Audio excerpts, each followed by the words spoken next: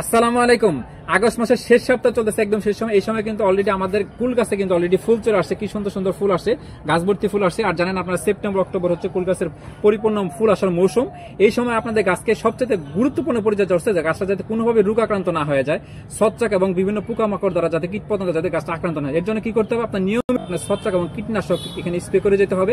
ছত্রাকনাশকের জন্য হচ্ছে কি ম্যানকোজা অথবা কার্বনডাইজিম ছত্রাকনাশক, এবং এখানে আপনার সাইপারমেথ্রিন অথবা হচ্ছে ইমিডাক্লোরিড গ্রুপের কীটনাশকের কিন্তু এখানে স্প্রে করে যেতে হবে। কারণ হচ্ছে গাছের পাতাগুলো অনেকে খেয়ে ফেলে, অনেকে পাতাগুলো কুকড়ে যায়, মাকড়নাশক হয়, মাকড়নাশকের এখানে এভারমেকটিন গ্রুপের এখানে আপনার এই ওষুধ আপনাকে এখানে ইউজ করতে হবে।